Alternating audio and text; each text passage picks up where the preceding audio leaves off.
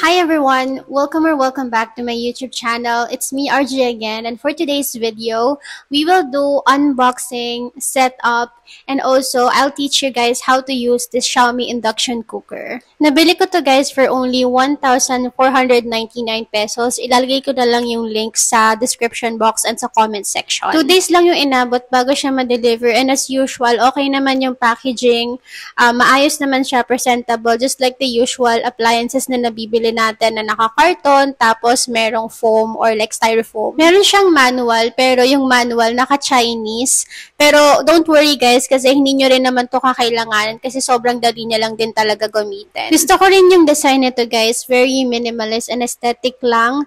Tapos circle siya, so hindi siya nakaka-take ng so much space sa kitchen, especially yung kitchen namin guys, medyo maliit lang. Meron na siyang 2,100 watts strong firepower, tapos 9-level adjustable firepower na din. Ganyan lang kalaki ang sakop niya sa kitchen area namin. As you can see, sobrang liit niya lang, diba? Saktong-sakto lang yung size niya. Ito yung literal na plug and use lang. Sobrang dali niya lang gamitin. Pagkasaksak nyo sa kanya, ay ilaw, tapos tutunog yung pinakapihitan niya. Tapos to turn it on, you just have to press it for 2 to 5 seconds. Tapos, tsaka nyo na siya pwedeng i-adjust. Like I mentioned, up to 9 level yung adjustable power niya. Pero with us, ang usually lang na ginagamit namin is 3, 4, or 5. Tapos, nakakaluto na talaga yun guys. Ang maganda pa dito guys, nade-detect niya kung meron bang pan na nakapatong sa ibabaw. So kapag wala siya nade-detect, tutunog siya ng tutunog.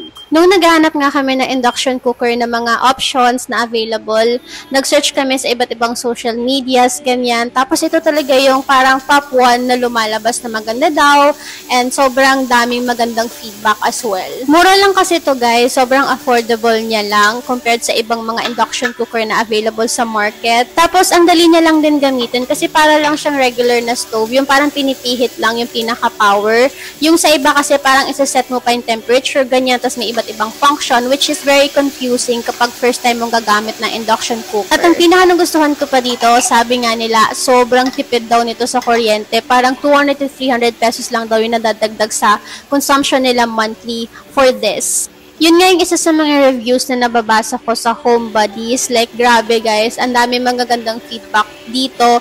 So, ayun, I decided to go for this na. So far, hindi naman ako nagkamali ng desisyon kasi gustong-gusto ko siyang gamitin. Like I said, ang dali niya lang gamitin kasi para lang talaga siyang regular na stove. So, mananahimik muna ako dito. Ipapakita ko muna sa inyo kung paano ko siya ginagamit.